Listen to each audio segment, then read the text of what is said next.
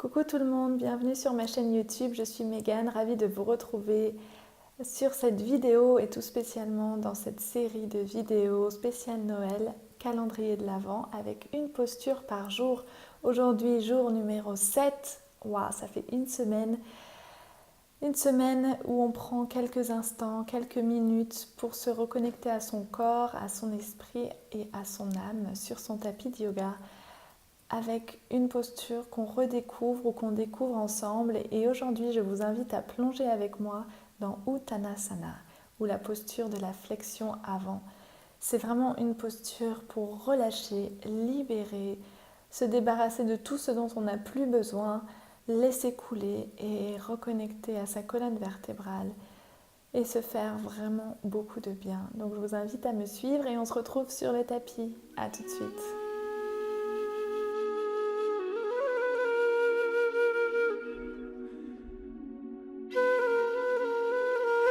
Coucou les copains, on se retrouve pour Uttanasana sur le tapis, c'est parti. Donc on va commencer cette posture debout. Cette posture, quand ça fait quelques jours que j'ai pas fait de yoga, que j'ai pas le temps de faire ma petite routine, ou que voilà, à chaque fois que j'y reviens, c'est comme le chat et la vache, cat cow. C'est le kiff ultime. Donc là, je vous emmène vers le kiff ultime quand même, c'est pas rien.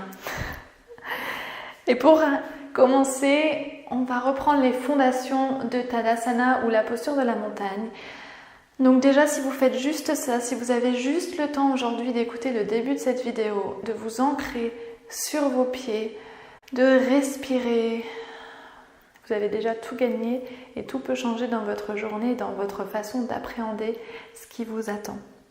Donc si vous voulez plus d'informations sur Tadasana, n'hésitez pas à aller voir le jour 1 de ce challenge, de ce calendrier de l'Avent, où je reprends toutes les fondations de la posture de la montagne. Prenez le temps de vous équilibrer sur les 4 coins du pied. Oui, il y a 4 coins pour ceux qui n'ont pas vu la vidéo 1.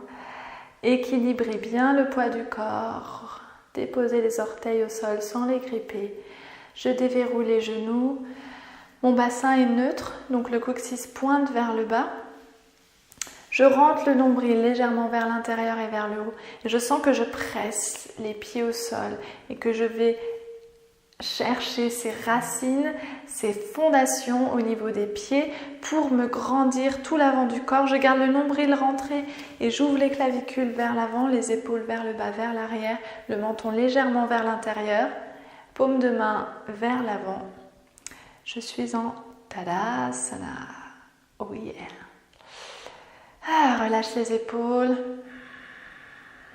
Et vraiment, on va prendre cette posture avec cette ouverture du cœur avant de prendre le plongeon vers l'avant. Nous allons plonger dans le kiff ultime, si c'est pas merveilleux. Donc, je suis en Tadasana, je me mets sur le côté pour que vous me voyez mieux. On va placer les mains ici au niveau des hanches. Donc ça, c'est vraiment quand on débute le yoga, et même si on ne débute pas, revenir aux bases, ça fait toujours du bien. Il y a toujours des petites choses qu'on peut changer. Donc, les pieds largeur des hanches, ou si vous êtes très à l'aise, vous pouvez fermer les pieds l'un contre l'autre. Choix du yogi ou de la yogini. On ouvre les clavicules vers l'avant, les paumes de main sur la taille et on vient ouvrir le cœur vers l'avant. Donc on vient chercher cette posture de Superman ou Superwoman. Je garde le nombril rentré vers l'intérieur. Je sens ce qui se passe quand je rentre le nombril pour protéger mes lombaires et j'ouvre vers l'avant. J'ouvre le cœur vers l'avant et le menton est légèrement vers l'intérieur. Et on parle de plongeon du cygne. Donc, vous voyez le cygne qui se bombe vers l'avant. Est-ce qu'il fait ça le cygne? Je ne sais pas. En tout cas, si cette image vous parle, utilisez-la, ouvre le cœur et on va descendre vers l'avant. Le cœur mène la descente, le cœur mène le plongeon. Donc, j'ai les genoux déverrouillés et je continue à descendre Et j'emmène en même temps que je descends les fessiers vers le plafond. Et à un moment, je vais arriver où je vais sentir mes petits ischio-jambés qui crient « Aïe, aïe, aïe !» Je plie les genoux. On n'est pas là pour se faire mal. Donc je plie les genoux généreusement, ce dont j'ai besoin. J'arrive à la moitié, je garde le nombril bien rentré et je relâche l'avant du corps vers le bas. Je pose le ventre sur les cuisses et je relâche les mains au sol. Donc soit je laisse les mains tomber au sol, soit sur les chevilles, ou même je peux attraper les coudes et laisser les coudes tomber vers l'avant et me balancer d'un côté de l'autre et relâcher bien la tête. Donc faites oui et non avec la tête. Vérifiez que vous êtes bien ancré sur vos fondations. Et maintenant, pour aller un petit peu plus loin, je vais vous demander d'imaginer que vous voulez écarter vos pieds l'un de l'autre, mais sans les bouger. Mais je vous ai avoir ce petit mouvement où j'écarte les pieds, ils restent bien ancrés au sol et ça va activer vraiment les jambes qui vont être solides. Et je pousse les fessiers vers le plafond, mes jambes sont solides à l'opposé du haut du corps qui est complètement relâché, complètement flagada et tout détendu. Ok, donc Hatha Yoga. Hatha, c'est le soleil et la lune, le yin, le yang. Donc on travaille beaucoup les opposés en yoga postural et en Hatha Yoga du coup, qui se décline sous plein de formes, Vinyasa, Ashtanga, Vini Yoga, etc. Bref, c'est une autre discussion. Revenons à Uttanasana. Et n'hésitez pas à plier vos genoux, à trouver un mouvement en gardant bien solide vos fondations, la tête, le nuque relâchée.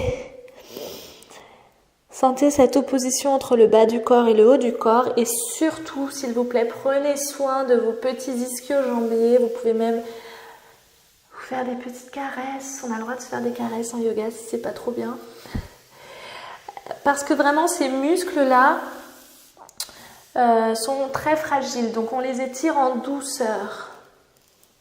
Et amène les mains sur la taille et on va venir se redresser, s'arrêter au milieu. Quand je suis au milieu, je regarde si mes jambes peuvent se tendre un peu plus. Je regarde le sol et je fais vraiment un long coup. Imagine qu'il y a une petite tasse qui se pose sur ta nuque. Et ouvre le cœur encore plus vers l'avant. Plie les genoux pour te redresser et retrouver Tadasana. Relâche les épaules et observe.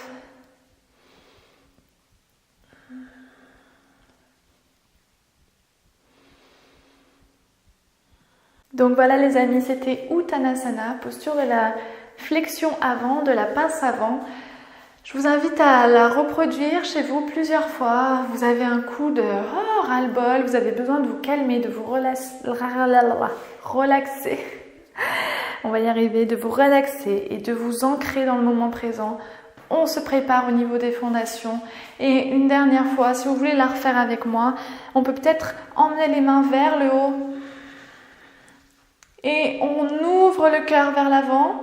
J'emmène les fessiers vers le plafond et je descends en menant par le cœur avec les bras devant.